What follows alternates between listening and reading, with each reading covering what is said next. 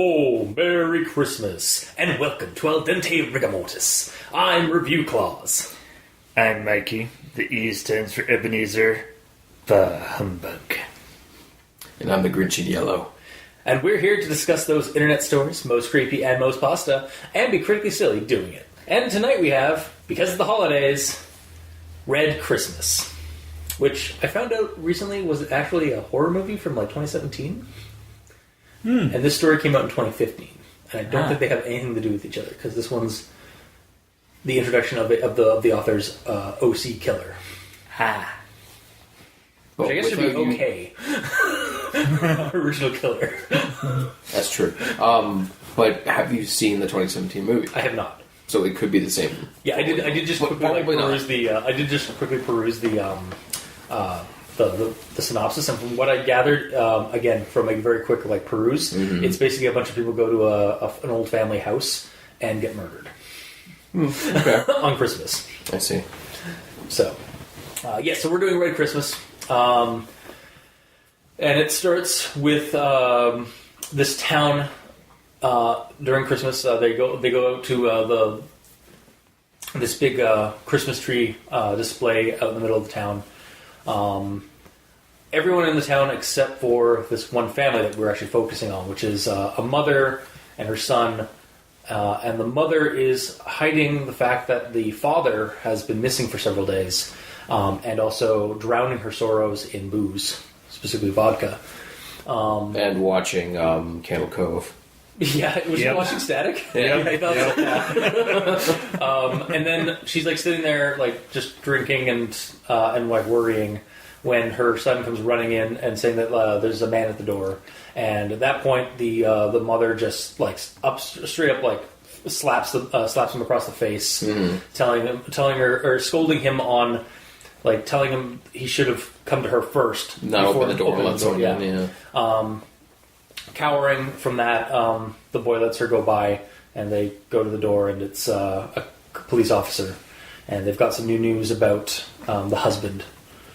And then they are let in. And then we kind of cut away to a strange lithe figure with a shadowy lithe figure in a hood, I believe. Yes. And a very gaunt face with pit-like eyes, singing jingle bells as he walks through the snow. Yeah, creepily as he walks through the snow and in the shadows with a Christmas present in his hand. Mm-hmm. What? I don't think that was Jingle Bells. What was it? Was it the most wonderful time of the year? Yeah. Sorry, that's what it was. Oh, fuck. Totally fucked it up. Most wonderful time of the year. Because I remember even singing it while I was going. And so they go. He's carrying this present, and there's some dark liquid coming off of the bottom of it.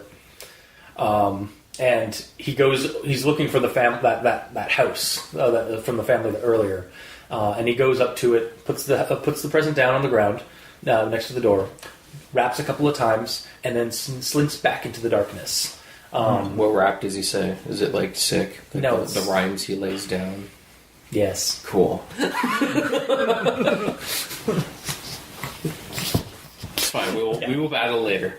Yes. And then it cuts back to the family and the cop, saying that the husband's car was found outside of town, and they've got dogs searching for scents. So hopefully we'll find something soon. But then the boy comes running, saying that there's a knock at the door.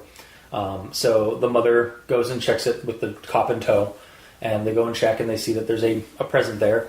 And the cop decides to go first. Hang on, I'll open this, because he knows something's up. He's seen this before. He's got some fears about what's in the present. He pulls out a box cutter, opens it up, and recoils in disgust, almost throws up. Yeah, I think he's gagging. Yeah, the wife looks in, starts bawling her eyes out and freaking out, screams. The boy is about to check, but the cop stops him, and it's a good thing he did, because as he puts him in there and they try to close the box and stuff, it is the severed head, presumably of the husband. Mm-hmm. And that's when the cop realizes the legends are true.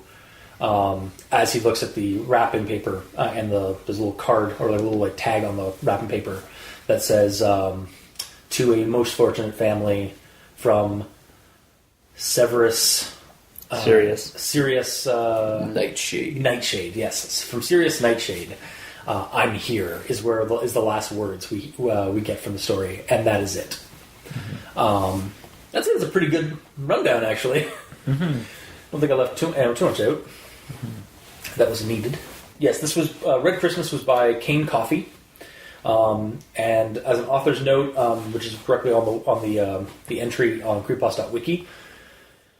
This is a story this was an entry for Shadow Swimmer 71's Holiday Horror Contest, and was also the introduction to this author's favorite OC, Sirius Nightshade.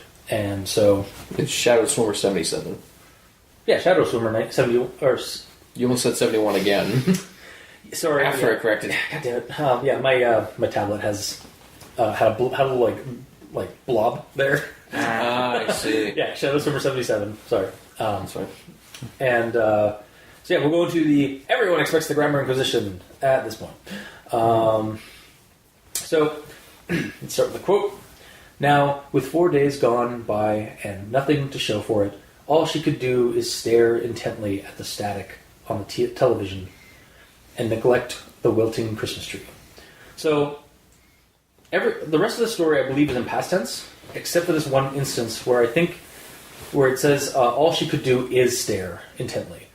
I think it should have been all she could do was stare intently, just to fix that, like to keep it still in the past tense. Got the rest. I don't remember if it was in past tense or current. I was reading like around to make sure it was, and it is. It's like they use was, they use had. They don't use present tense. Oh, okay. Except for this one instance. Okay. And then my next quote. The officer stepped in, raking his feet across the welcome carpet, first as a blast of cold burst into the warm home. So this is a nitpick, but I might get rid of first after the welcome carpet, and I might also capitalize welcome, just to make it a little bit more... You mean get rid of the capitalization on welcome? Yeah, well, either get rid of the capitalization or make the whole like title like in all caps, just because it is a welcome mat kind of thing. Like they usually have like the welcome on top on it. That would work as well too, because like rereading it without that first, it would be raking his feet across the welcome mat. Raking his feet across the welcome carpet as a blast of cold air burst into the warm home. Also, the way I read it, it's saying that he raked his feet across the welcome carpet first. So then it almost needs a comma then. It's almost either keep first and get rid of as, or get rid of first and because it was kind of like I tripped over my reading of that a couple of times. Well, no, it's just saying like essentially the door was open. He's raking his feet he's raking his feet first before he enters as the cold air is going in. Yeah. Mm-hmm. So I guess it works, but it is a nitpick. I did say it was a nitpick. Mm-hmm. And then we have pitch black eyes sparkled against the brightness as his pale and sunken-in face was shown. However, the visual was only granted for a brief moment as he continued to his troll. It's supposed to be stroll, not troll. Nope. Really? It's the British troll. Oh, okay. I did not realize that. That's interesting. All right. Yeah, because they don't like S's in Britain for some reason. What? Yeah. What do you mean? Because it means to walk or... No, I get that. I'm referring to not liking S's. What are you talking about? Because they're saying that he's continuing his troll, but that he's meaning stroll. His stroll. So I guess it's an abbreviation. Is that what you're saying? Yeah. Okay. Yeah. Is that because there's already an S like at the end of that the last word? So I guess they don't like having another S. Like, should there be an apostrophe for it? I don't. If it's an abbreviation. No, it's not abbreviation. It's just they say troll, Okay. When I asked if it was abbreviation, you said yes. So you keep confusing me. I understand what you're saying, and okay. Yeah. So I actually looked up the meaning of troll, and there's a British version of it. So Is this set in Britain though? I mean, it honestly could be, but we don't know. Much like the author could be, but we didn't. I didn't really. Based on that, actually, I don't think they are. I don't. I think I remember correctly. I thought I looked up Kain Coffey's entry, his profile on the Wikipedia page, and I think it was U.S., but I could be wrong. Well, that doesn't matter. Yeah. I can write a story about Japan if I want. That's true. Yeah, yeah, fair enough. I just mean, because if the author's British, usually they have their own, not euphemisms, their own accents, kind of fall into their writing. Mm-hmm. But anyway, okay, so that's not really a thing then. So the next one that I have, the officer stood awkwardly as he explained the current situation to her, purposefully ignoring the stench of alcohol in her breath, and darting his gaze away from her closed eyes. And my tablet decided to go to sleep. So I think the stench of alcohol on her breath, not in her breath, is better, or reads better. Because usually when I hear there's alcohol on your breath, not there's alcohol in your breath. I mean, it is. But on your breath has always been the one of my go-to for that. They both make sense, but on is what people say. Yeah. And then my next one is. They have the canine unit sniffing for any abnormal scent right now. Nitpicking up King today. I think scent should be plural. They have the canine unit sniffing for any abnormal scents right now. Well, because they are looking for scents, not specifically a scent, but they're looking for any scents. No, but they found the car, so they would have the smell of that guy. So they're following that scent. Yeah, I know. I don't know. It feels like... But yes. Personally, I felt like it should have been pluralized because it's not saying following his scent, it's finding any abnormal scent. So it could be people that took him, they could be leaving a scent. Yeah. Yeah, exactly. And that is my grammar inquisitions. Mikey, he stands for Ebenezer. Alright. So we've got, a sentence that begins with and... Okay. And a paragraph that begins with the but after. I didn't catch those. So I'll start just by saying them all. Mm-hmm. Children stuck their tongues out with flushed cheeks, giggling as a myriad of snowflakes melted on them. And for that moment, in the bitter cold, it seemed as though the world revolved only around that tree that stood tall in front of them. And that's the start of the next paragraph? Is that one sentence, or is that... Well, it's two sentences because there's a period at... The end is the start of a next paragraph, which is very tiny. Which is about the same thing as the first paragraph. Yeah. So just kind of add that in. Yep. And then... the next paragraph. But there was, of course, the one and only family within that small town who had decidedly rejected the invitation to be around the others. Yeah, the but does not need to be there because you have there was and then comma however. Boom. Right, that basically it's basically superfluous. Yeah. Wait, it says however? No, it says of course. Oh, of course. Sorry. There was of course. It's the same kind of thing. It's that same. Or it could go, of course there was. Yeah, or actually, I think there was, of course. That makes They both work. Yeah. They work more than front butts. Yes. All right. I don't always disagree with your butts and ands. Oh, I know.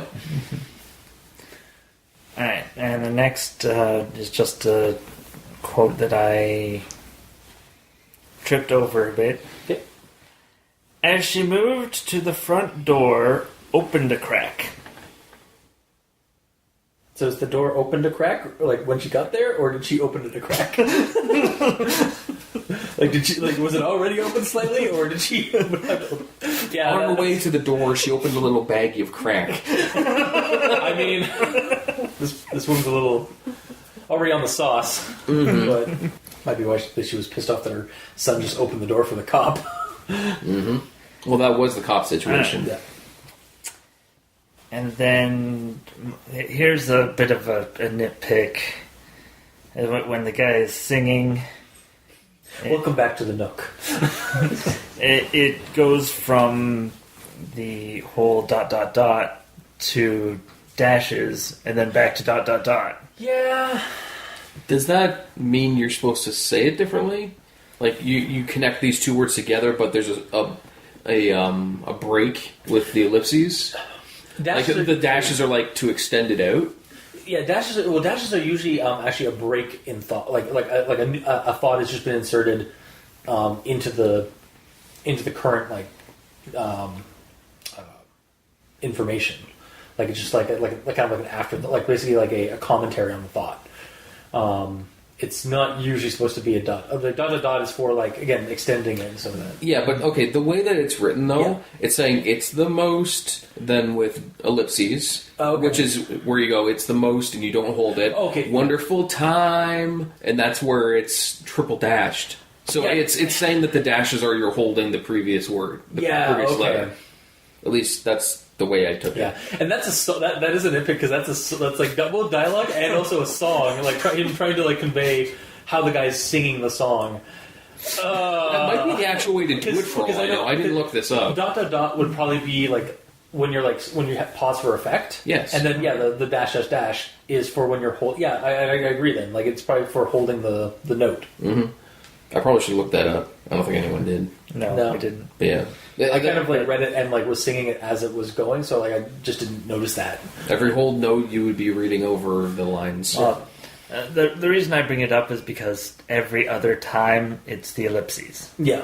Because they're all breaks. Yeah, they're like pause for with effects. The kids jingle belling and everyone telling you be of good cheer. I don't know. Yeah, no, that's actually you do pause at that point for like a brief moment, but yeah, but I'm saying they're all pauses, they're not holds. Yeah.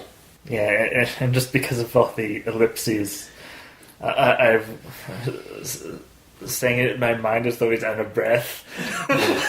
That's true. I know. Also, he does say it's the most wonderful time of the year later, but he doesn't hold it. Yeah. Well, because the very last one's like, it's the most wonderful time of You just held it. God damn it. It's the most wonderful time of the year.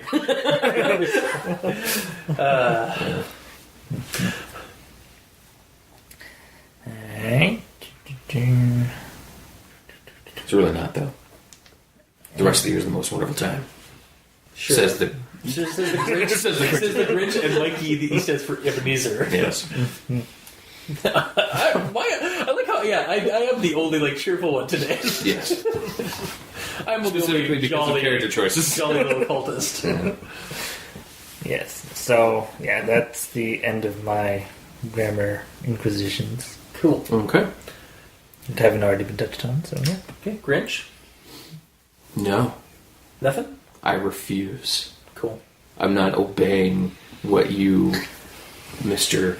Santa Claus, like character. Claus, thank you. You're a Claus. I know you're kind. Mm-hmm. I'm not giving you what you want. I'll take what I want from you. AKA I have none. That's what I fucking thought. Yeah. Oh, motherfucker. I wonder if the kids would like to hear that language. Yeah, well. They've heard worse on YouTube, I'm sure. Oh, yeah. Or are you getting down with the kids now? Is that the deal? Let me tell you to it straight, boys and girls. Is that what the kids say these days? I don't know. I live up on a mountain. Yeah. I live up in the North Pole. Cool. Anyway. So actual thoughts. I really only have... Okay, no, I have a lot. But I have one quote, or two major quotes. And the first one is...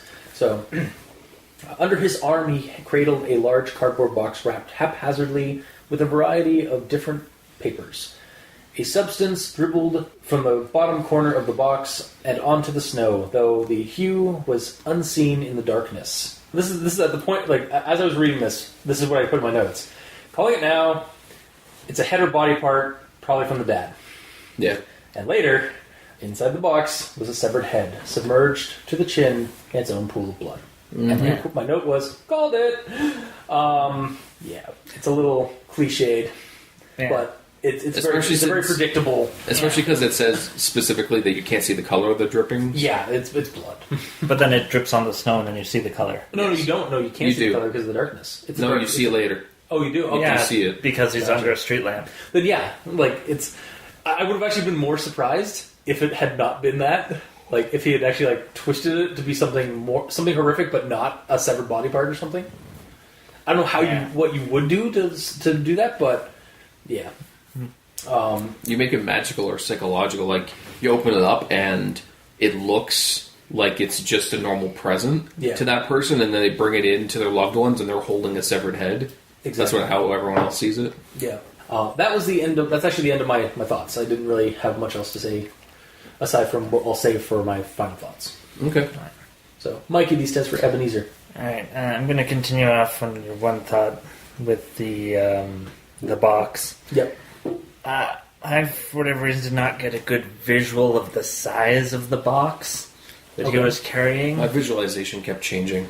So At first, I thought it was like the shape of that table for some reason, like a large rectangle. Okay. And then by the end of it, it is like a cube, I guess. Yeah. yeah, because you got to fit a head inside of a box, so it's got to be cube shaped. Yeah. Because the first description is just a large box, right? Yeah. Yeah. So my mind went to, there's like body parts or something in there, and maybe he's part of the cannibal delivering service. He delivers fresh meat to homes on Christmas. Mm-hmm. Wait, did you say cannibal delivery service or canned delivery service? Canned food delivery. Cannibal. Okay, I thought so.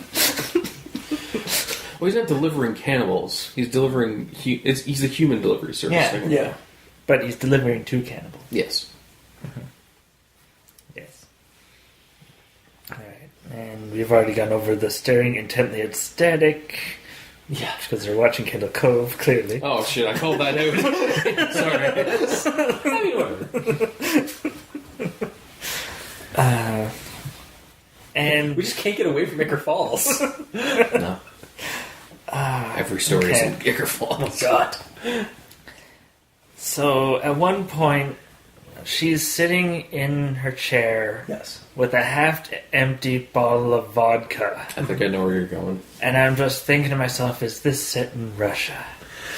I kind of thought that actually myself initially too. Because they're the only ones who could drink vodka. Yeah, it's stereotyping. I know. It's Russian water.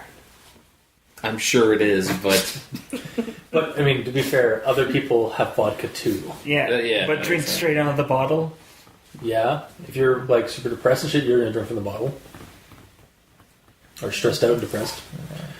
it's like, I'm not saying everybody. I don't want to do I'm not- dishes. I'm not- just Yeah, fucking. I'm not saying everybody who's stressed and depressed, but like usually, like that's kind of the imagery of like somebody who's like super stressed. They just go right for the bottle and shit from it. And this could be in Russia for all we know. Yeah, It would change nothing. we literally know none of their names except for Sirius. So Alright, so back to the Grammar Inquisition that the cultist, or Claus here, had. So the one where the officer is raking his feet across the welcome carpet, and a blast of cold a blast of cold burst into the warm. Yeah. Yeah. My issue with that is that before she's opened the door, it's still open enough for her face. So there should be some cold air there. Yeah. Yeah. I think what it's getting at is the policeman steps on the welcome mat, because it's a mat, not a carpet, and wipes his feet. I mean, carpet. I'm just saying. That's calm down. No, Calm down. I know, I'm just saying. I'm not saying it needs to be changed. I'm just saying, at least me, Yeah. when I refer to that, I refer to it as a welcome mat. Yeah. So if I continually try to say carpet, I will keep flubbing it. So I'm going to say the way I right. say it. Fair. He wipes his feet on the welcome mat, and as he's doing that, the wind picks up and blows in some cold air. Yeah. Honestly, though, the air isn't actually mentioned in there, but it should be, because it should be a blast of cold air burst into the warm home. What is it specifically? It literally just says a blast of cold burst into the warm home, and yeah, and it does. I think you should also have air added to it, just to Yeah, because you never know. He could be wiping his feet off, and then he's just like Hadouken, but like with cold. Otherwise, like I was literally like fumbling over that sentence a couple of times because like it was like a blast of cold burst. You're using burst as a noun. I was expecting something else after cold because cold is usually a descriptor, not just the thing. Yeah. Right. And then when I read the whole sentence that ends in troll, I also had the question of troll question mark, and then when I looked it up, the British, I was like, so now this happens in Britain. Yeah. That's fun. So like everything, whatever the scene looked like, you read up a certain part, and they're like, nope, get the white out, and then just redraw the scene with a different aesthetic. Yeah.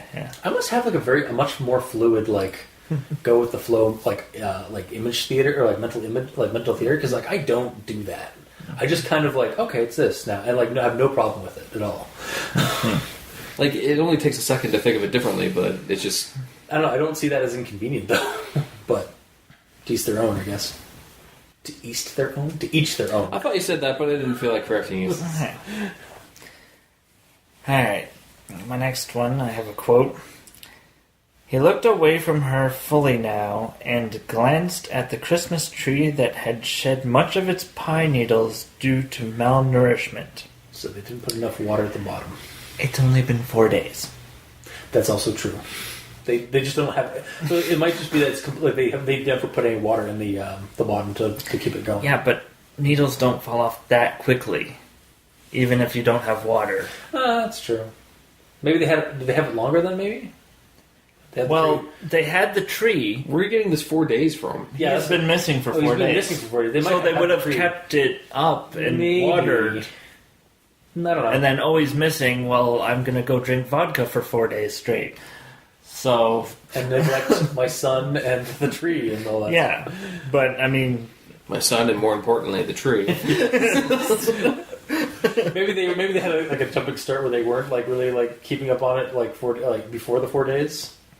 But still, or maybe just a really poor ass tree they got. They don't fall off that quickly. Is my point. Yeah. Realistically, yes. Realistically, they're gonna change color, and then they'd brown, and then they'd eventually start like kind of falling off. Yeah, falling off more. A good shake would make them fall, but I mean, most trees when they're in are stationary and don't get touched that much other than for putting decorations on. That's fair. Alright, the next was sort of a nitpick sort of thought where the officer's talking to the wife and he says they have the K9 unit sniffing for any abnormal scent right now. And I'm thinking to myself, shouldn't they be sniffing for his scent? Yeah, not because they're searching for him. Yeah. I mean, they found his vehicle. Okay, get the scent ready and have them go after it. Like honestly, they should have. What they could have done is they could have he could have been going over here to tell them that, but also to ask for some like a piece of his clothing so that the K9 unit can get his scent. Mm-hmm. So that's generally what they do. They'll ask for a if they don't have anything on site, they'll ask for a specific piece of his clothing that he wore so that they can hunt it down. But they do have the car there. That's true. The car also could have like any number of his scents on it. Mm-hmm. So my next issue is that the story is too short. Yeah. And really is. the reason being is because the cop doesn't do his job. Okay. Because the Mr. Nightshade puts the present on the front porch and knocks on the door. Yeah. So he is right there. He knows. He can see the cop car, presumably. Yeah. I know that's an assumption. I'm sorry. I'll stop. But no, there's presumably a cop car out in front of the house. Yeah. So he knows the cop's there. Yeah. Also, don't care. No, I know. I'm not saying he cares. I'm just saying like that. Like he's aware that there's a cop there. So either he's just really ballsy or he just doesn't give a shit.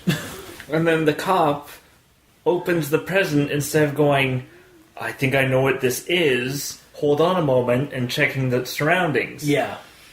Yeah, he doesn't even. He just opens the present. He doesn't check. Like the knock was right. That was like seconds ago. Yeah. Well, they weren't standing at the door. No, and actually, No. The kid, they didn't even hear the knock. The kid was the one that heard the knock. Yeah, so he's long gone. No. Not that long gone. Are you imagining that it's like 300 feet to get to the road? No, Then so. Like I figured it's. I don't know. It just like And I just see. he Like, does do some leave due diligence. footprints in the snow. That has been established. has it? Yes. Yeah.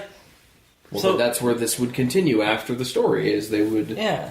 follow that and go. Yeah.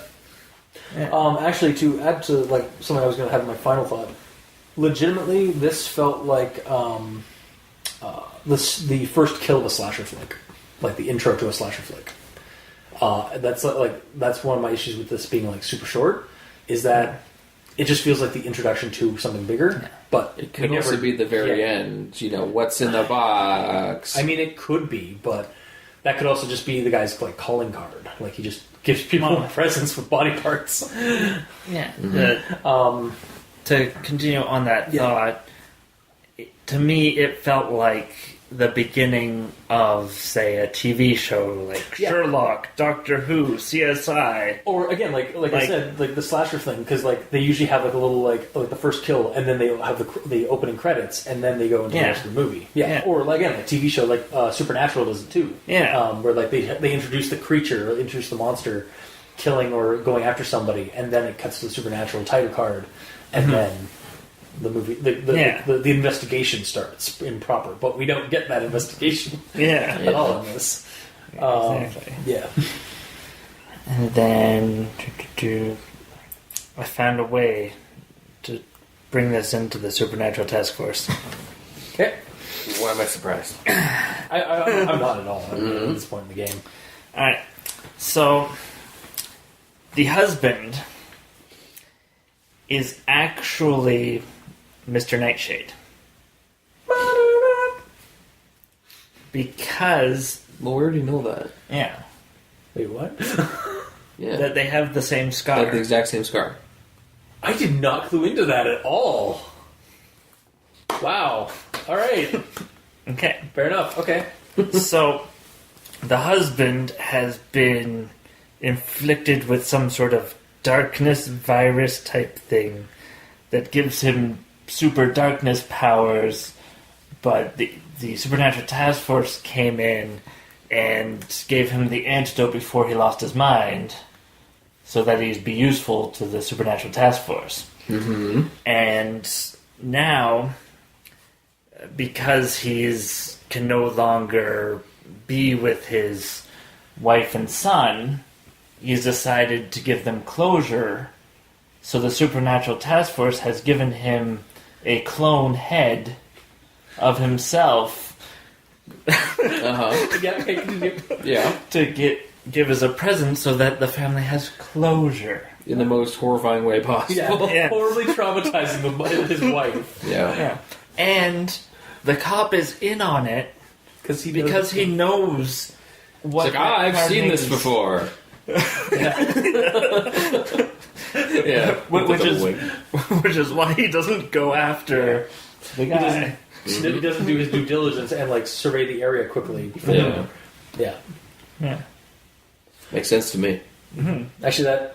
Okay, well, not all of it does to me, but I'll accept it. Yeah, and then basically, Sirius Nightshade is just a sort of pseudo name that the Supernatural Task Force uses so that the cops realize, like, oh, it's just that, ignore it type thing.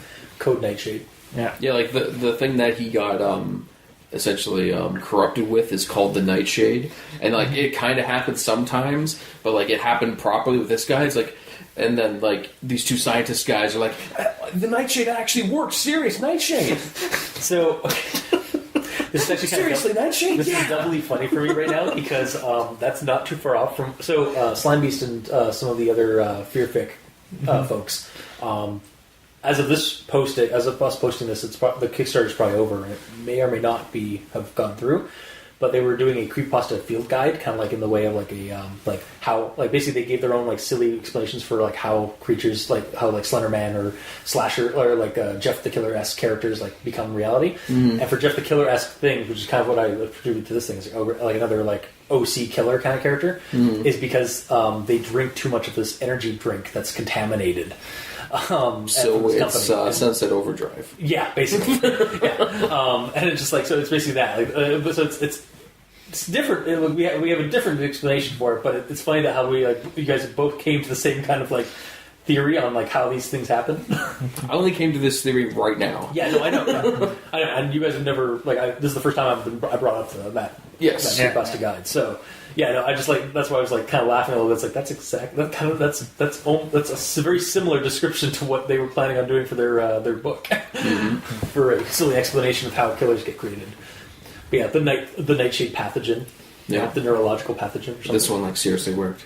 Yeah, serious nightshade. Yeah, serious nightshade. Yeah, because it's like for months it's like the nightshade program works. Really? No, I'm joking. That, no, serious. And then keeps doing it repeatedly. It's like, all right, yeah, sure, it worked. No, serious this time. Serious nightshade.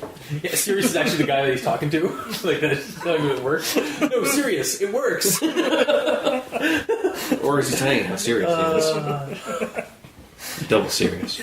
Continue, go on. Yeah, that's yeah. So that's how I tied it into the Supernatural Task Force. Cool. Thinking about the reason why they found his car in a ditch is because he was actually drunk one night and he went off road, and the Supernatural Task Force saved him. Where he went off road, walked into the forest, came across the Supernatural Task Force containment area, but most of them were gone for the night, and he somehow slipped past all the security cameras. It's like, I need a drink, and he finds this weird thing that's like this black juice. That's the nightshade, and he drinks it. Sure. Yeah.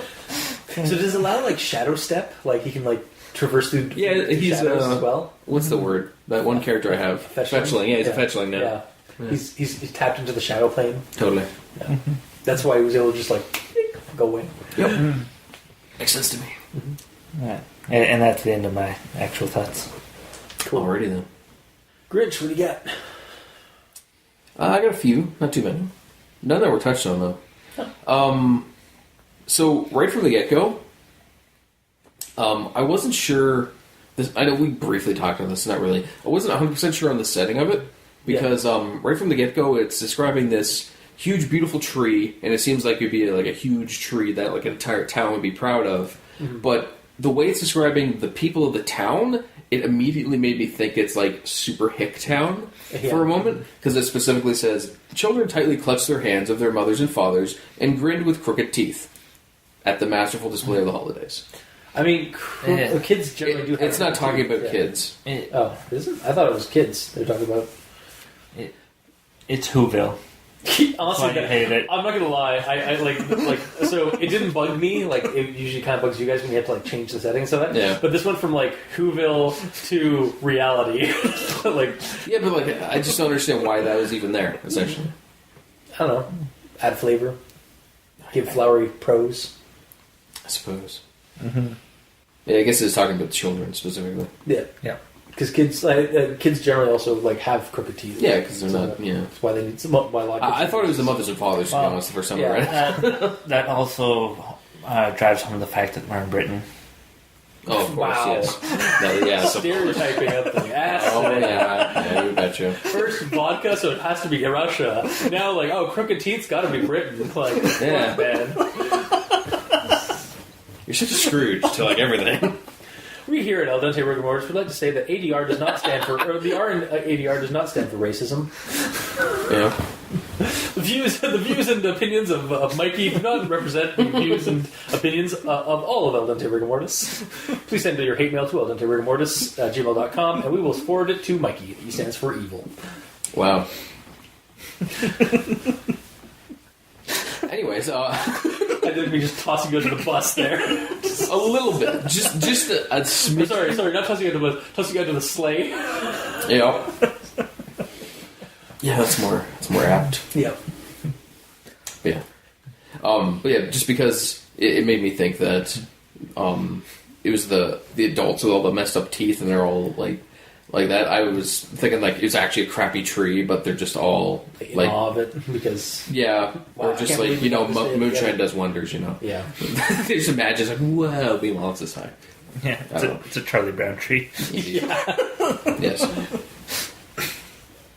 And then cut to the house, and after the kid opened the door and got schmacked, he says, "I heard a knock, Mommy," and essentially she goes up.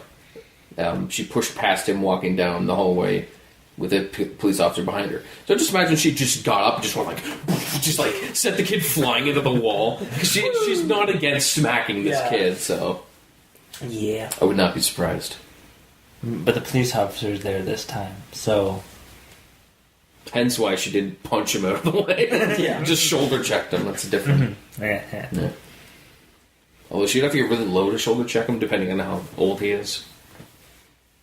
Mm-hmm. Yeah. I mean, I kind of expected like an 8-year-old, so he's like small. Fair.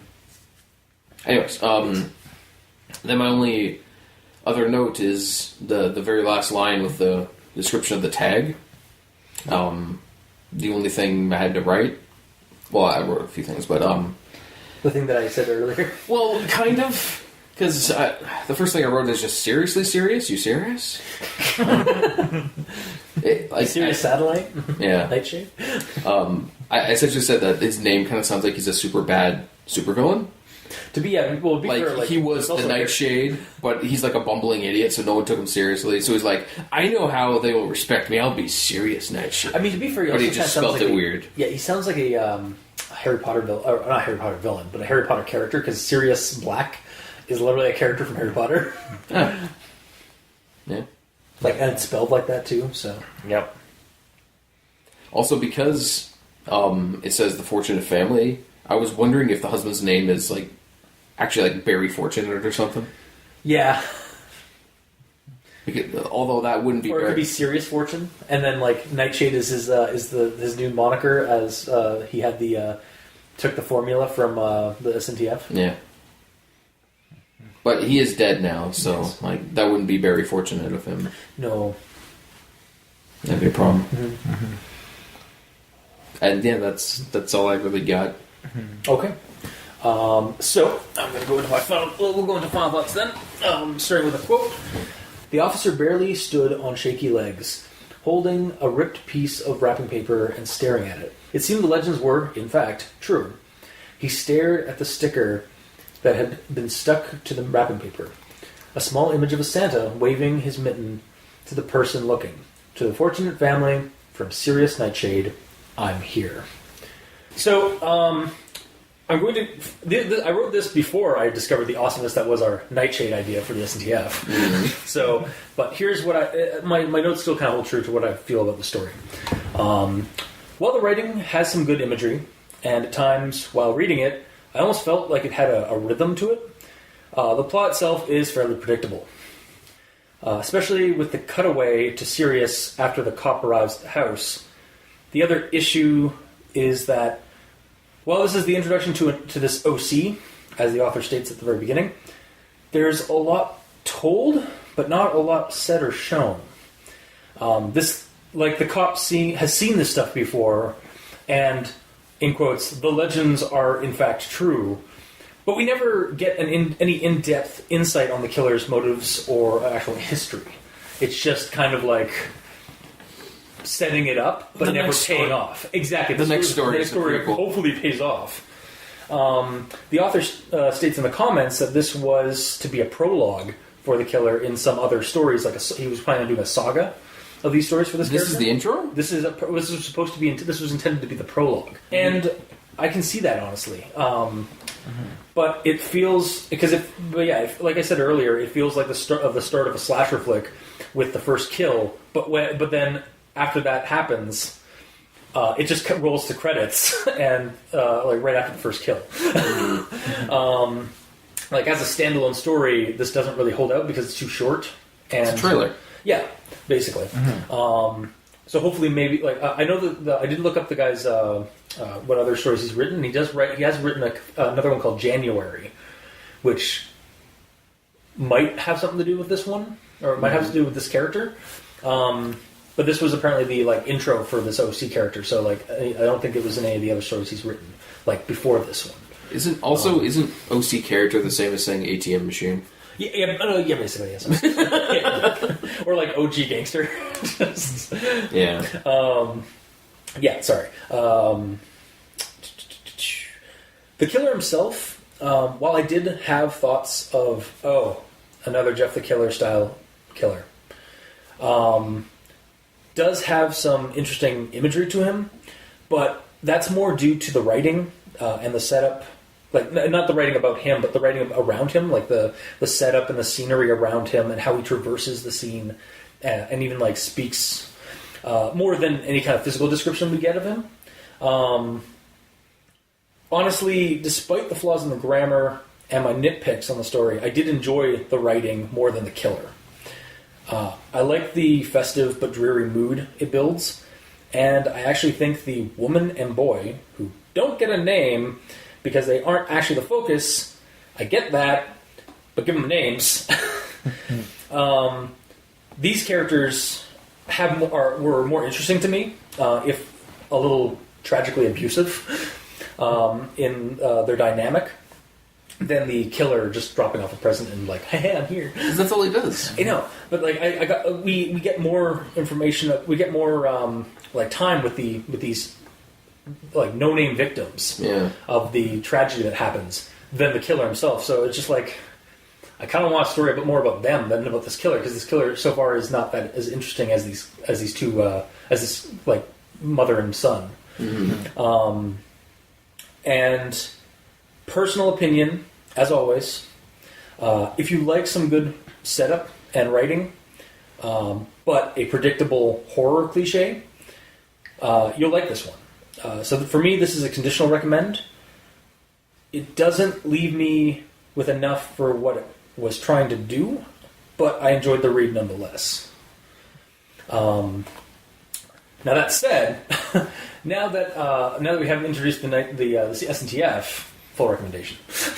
Oh, of course, yes. But partial recommendation as it is, with that, not part of it, because that's not actually what's part of it. Canonically. Suppose. Yeah.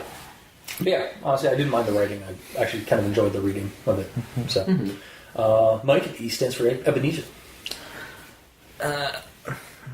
Reiterating some of the stuff you said, I feel it needs to be longer because it is just a tease. I feel like I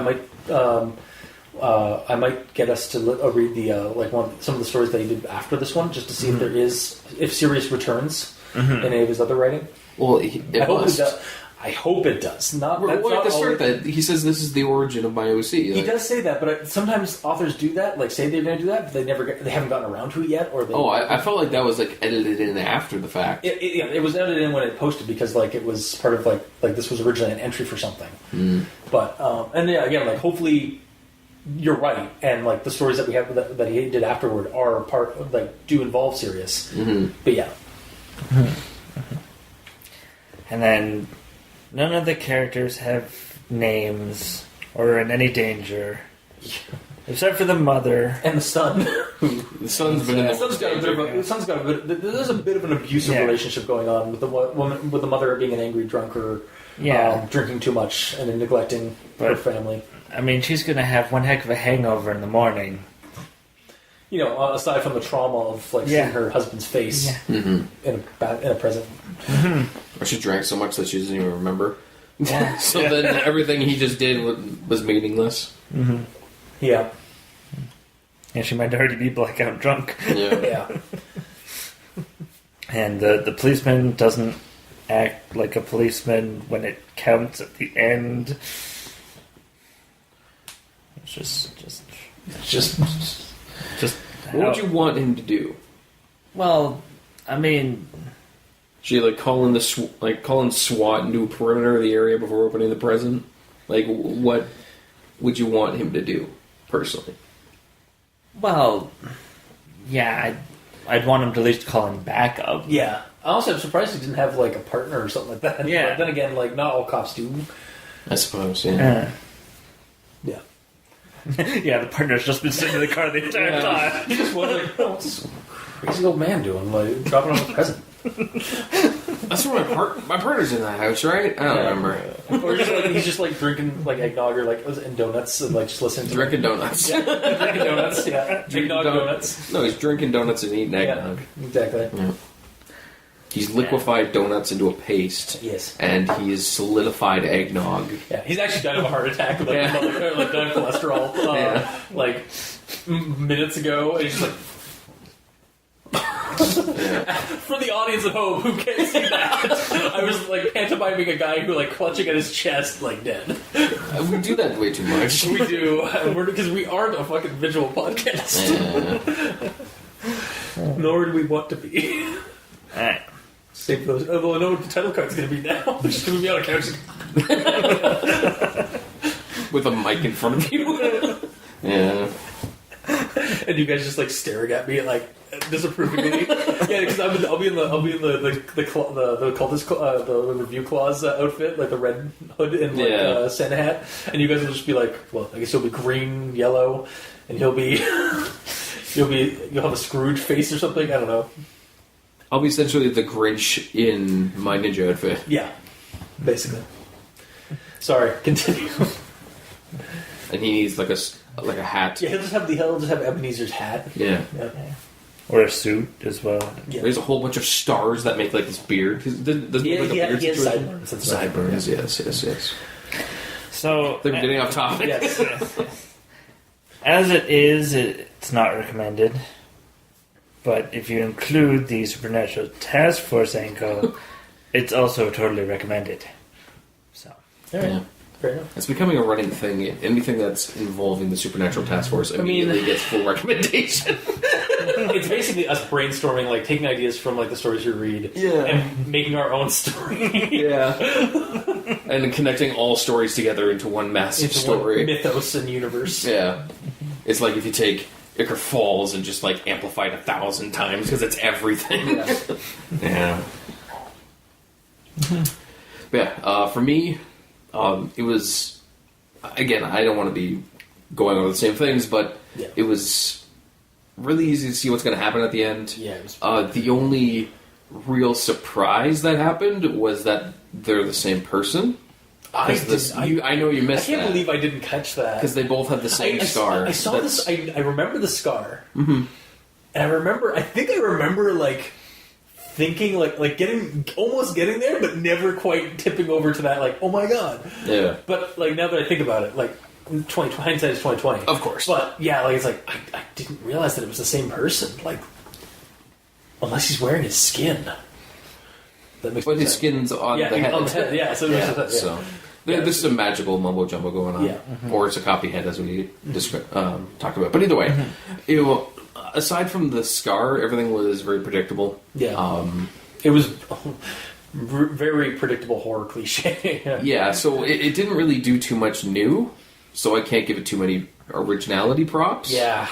And honestly, that seems to be the not to cut you off, but like when I was looking at the comments and stuff, there's a couple of people that were like that was one of the big things that people gave against this one was that like it wasn't the most creative thing. Mm-hmm. It was just again another OC killer with a lot of horror cliches. And the killer didn't really have a super unique look. Yeah, he was just like a slightly wasn't he like a slightly like paler version of the dude with a hood, and that's it. Yeah, like a live pale figure with a hood and like black eyes, I think, that sparkled. So like basically like I don't recall that. I guess like maybe like super dilated or something like that. I think I even like read it in my quote, right. But I could be wrong. But yeah, like he had like dark eyes at the very least. Mm-hmm. But that honestly could be like again any kind of like creepypasta killer. Yeah, it really wasn't like that imaginative. Yeah. The way he moved around, the way he like spoke and stuff, like sung the song, like did that like the song and jingle and stuff like that. That's really what made it more for me than his outward appearance. But pitch black eyes sparkled against the brightness. Yeah. So basically, like shark eyes or like his pale and sunken in face. Yeah. Yeah, like, his appearance isn't very original, but he's like... Well, it's just not much is said about his appearance, so... Other than he's got a hoodie on, or he's got, like, a hood over his head, and, like, that face description, that's about it. Yeah. So... And apparently he's either taken the person's face, like, copied the person's face, or is that same person. Because that's another idea. It could be like that. He killed the guy, cut off his head, and then just assumed his face, not like physically, but like magically, like changed his face to be that guy, so that he won't can be inconspicuous, even though he's now wearing the face of a dead guy that he's delivering to the family of the dead guy. Yeah, and like his eyes are pure black, and there's all these other things. Exactly. Yeah. There's a lot of tells, Yeah. but either way, I'm gonna give it. I didn't hate reading it, though. I didn't struggle through it. I didn't get hung up on sections that you guys did. Yeah. It was pretty smooth sailing for me, hence why I didn't have any grammar-related discrepancies to go over. Mm-hmm. So I didn't hate it. It's just it didn't do anything unique for me. Yeah. It didn't tickle my fancy. So I'll give it a partial recommendation, just if you like cliched kind of horror stuff that you can see coming. Yeah. Because it was fun going through. I didn't hate it.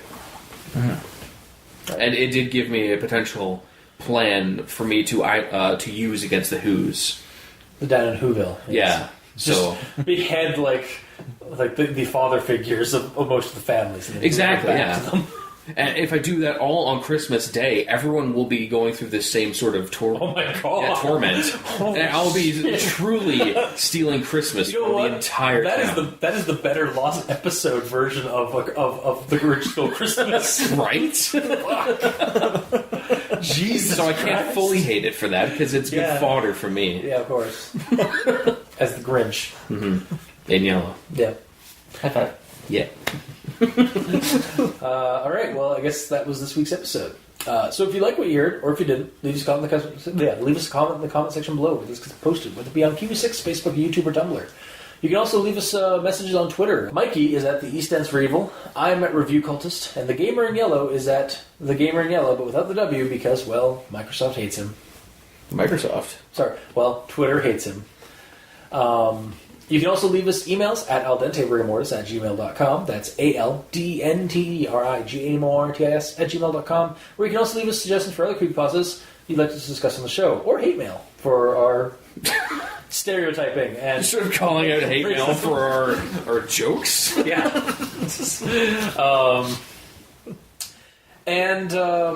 You can also leave us a review or rating on iTunes or any other streaming site that we are posted on. You can check out the title cards for each episode on crazonstudios.tumblr.com, crazon.deviantart.com, or Al Dente Rigor Mortis on YouTube, where you can check out the videos of each episode. And if you'd like to help support the show, you can go to Patreon. Look up Al Dente Rigor Mortis on Patreon and select the backer tier you'd like to support us at. Currently we have $2 and $5 tier, but any donation helps. $2 tier will get you special episodes such as Al Dente Real Talk, where we talk about movies that either we feel inspired creepypastas or where they have creepypasta-esque motifs or like subgenres of horror in them. And there's also Actual Play Rigor Mortis, where we play tabletop games, usually Call of Cthulhu or other indie titles and stuff like that have a creepypasta/horror leaning toward them, but also usually very silly. And at the $5 tier, we also have early access, where you can check out the episodes a few days before they get released to the public. And for my two co-hosts, they have their own shows on our Patreon. Would you like to go into that, Gamer? I suppose I will, because it's not Christmas related. Al Dente Reloaded at the $5 tier, where Mikey and I go back to the good, the bad, and the ugly pastas that the cultists and the Doctor have done in the past, read them, and see what our thoughts are on them. And then Al Dente Revelations at the $2 tier, where Mikey and I continue those thoughts after listening to the old episodes that the cultists and the Doctor did, and see what their thoughts are on them, and if they conflict. That's the word. Thank you. With ours, and possibly have a mind-breaking revelation while doing so. Mm-hmm. And also, we have to make sure that artist kind of stays in line and learns where he did good and where he did not do good. That's funny. Like he's going to learn. I know, but you have to try. Yeah. Yes. And for our patrons that are already helping support the show, thank you immensely. You're helping keep those hosting bills at bay, and we very much appreciate that. Please, by all means, leave us comments and comments on the Patreon if you have any questions or concerns, or hell, even just like you like something from one of the episodes and you just want to say so. Just leave them in the comments in the Patreon. And to our listeners and the authors of the stories that we do on the show, thank you immensely, because without you, the listeners, we wouldn't really have much of a show without the audience. And for the authors, we really wouldn't have a show because we wouldn't have the stories that I love to read and that I suckered some people in to talk about. I like how you say you love to read. Do you guys... Don't give me that look that they can't see. Yeah, I mean, sorry. Oh, that we like to read. There you go. Or that some of us tolerate to read. I don't hate reading these. Okay. And discuss and, like, again, like, we wouldn't have a show without your stories. So thank you immensely. So until next time, I have been your host, Review Claus. I'm Mikey. The E stands for Ebenezer. The humbug. And I'm the Grinch in yellow. And this has been Al Dente Rigor Mortis. Happy holidays! Sleep well. Yeah.